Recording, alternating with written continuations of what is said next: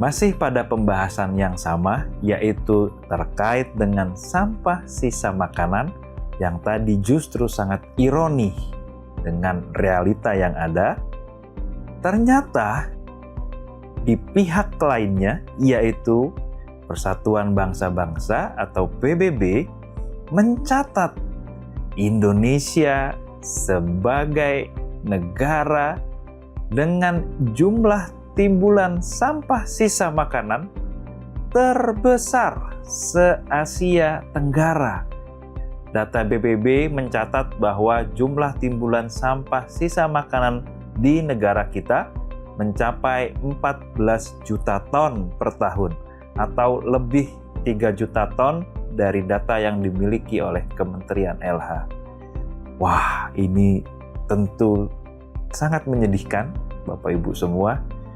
Tentu meskipun kita mampu untuk membeli makanan sebanyak-banyaknya, tapi kita harus memiliki rasa tanggung jawab sosial, salah satunya dengan bagaimana cara kita secara bijak mengelola makanan yang kita miliki.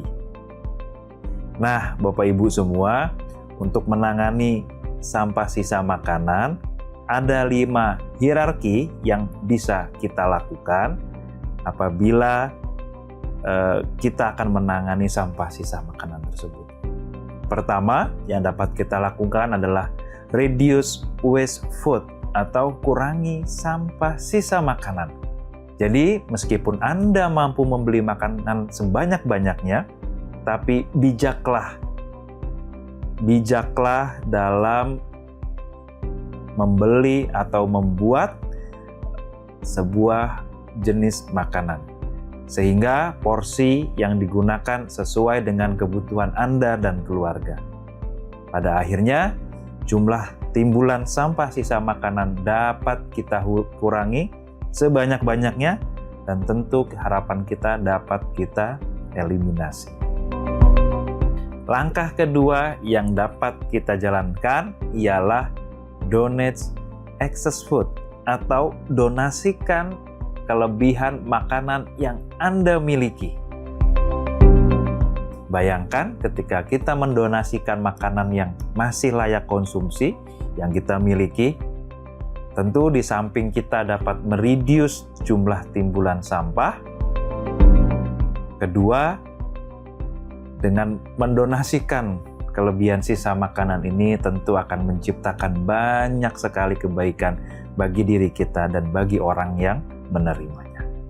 Jadi, langkah berikutnya tadi setelah kurangi sisa makanan melalui pengambilan atau pembuatan porsi makan secara bijak, langkah kedua ialah donasikan kelebihan makanan yang Anda miliki.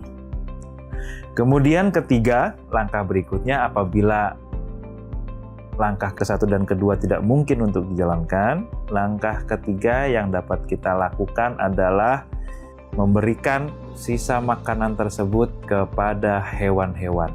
Sehingga dengan harapan mendonasikan kepada hewan atau memberikannya kepada hewan, tidak tercipta lagi timbulan sampah. Baik bagi hewan ternak, hewan peliharaan kita, maupun hewan lainnya yang memang dapat mengurai sampah secara alamiah. Berikutnya, yang keempat, composting.